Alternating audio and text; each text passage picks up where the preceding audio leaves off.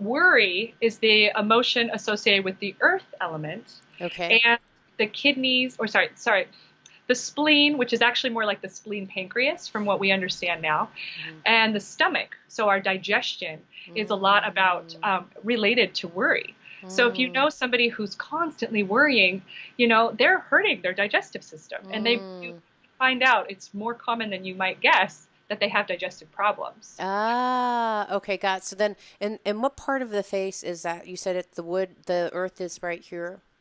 The earth is all the fleshy stuff, like your Okay. lips. Okay, the So lips people and who, right. So you know how people are often interested in injecting things in their lips to have full lips, right. because that says that you're really good with pleasure.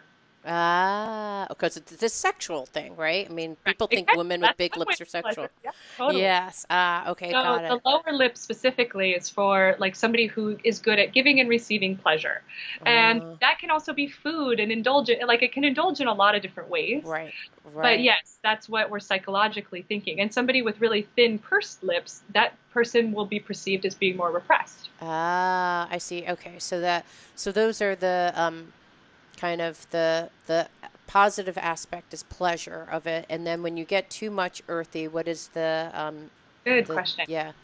So, with the idea of worry, it's actually like worry and sympathy. Uh, So, if you put that on a spectrum, you can worry so much and be sympathetic to the point where you're smothering the person and you're hurting yourself.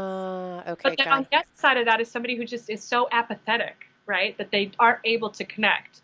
And nourishment is sort of the quality of the earth element. So we can overnourish ourselves or others. We can undernourish ourselves or others. Or we can find that balance where we're empathetic, sympathetic, but have good boundaries. So boundaries are a good Uh, challenge for a earthy person. okay, got it. And so the shadow side is the Hmm. worry part of it. The upside is the pleasure, and so it's got this kind of Right. yin yang kind of So balance to it. empathy, right? Yeah, yeah. Okay, and then what organs again did that relate to?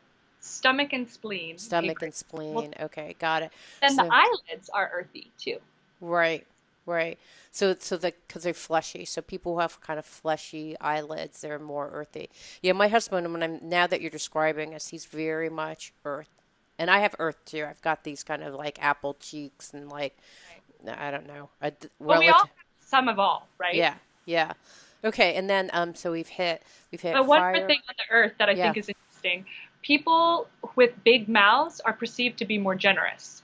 Oh, And what's lovely about that is when we smile, right, we look more generous anyway. So there's right, something kind of cool about when you walk down the street and you have a smile, right, and people are just picking up on that. It's right. kind of cool. I think of Our Obama because when I think of Obama, I think of his gigantic smile. He has a right, huge smile. So that's what you mean. It's how big your mouth is, not necessarily your lips. It's like the actual physical right, mapping, the square right. footage, square inches that Yeah, your mouth occupies. Okay, totally. so that's Earth, and then what